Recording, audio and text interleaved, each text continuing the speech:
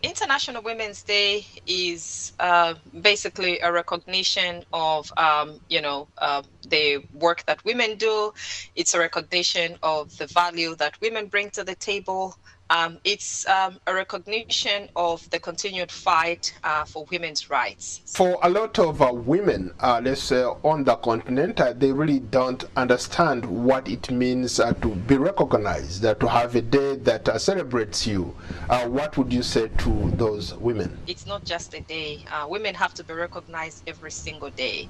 Women have to be recognized every month and every year. So let us embrace this specific day that has been set aside. And in addition to bringing out issues that women have across the world, and specifically women in Africa have, let us also use this time as an opportunity to celebrate, because if we're recognizing the importance and value of women in the lives of everybody, we need to be able to celebrate the women. From talking to you, you've told me that you've had to jump so many hurdles for you to get there. Walk me through maybe your journey, very briefly. I grew up in Chipata. Chipata is a city in Zambia's eastern province. It's right at the border, close to the border with Malawi. Okay? I've been there. I've crossed through there to Malawi.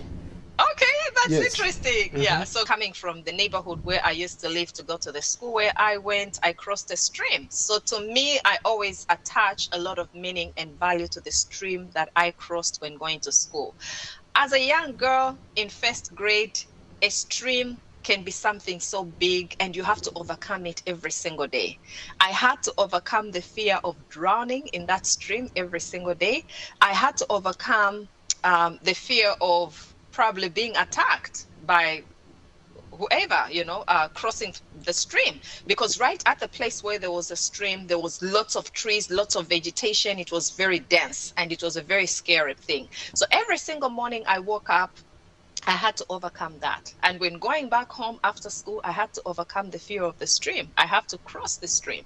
So I say that having had that experience as a little child growing up helped to build in me parts that I still use to this day.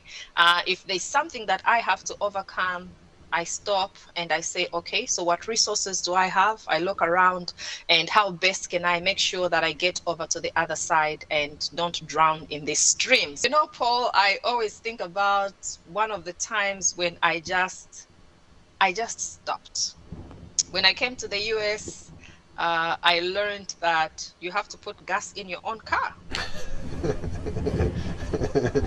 So when I sat down in the car and I started crying, I cried about the fact that I was putting gas in the car.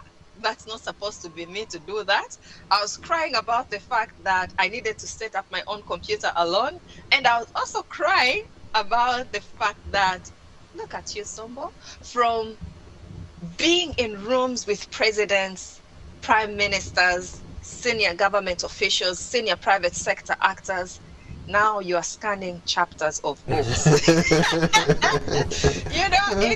very, very funny how the mind can just take you around, itself, and make you to think about yourself in a very, very different way. It humbles you. It was hard. It humbled me, and the mind humbles you.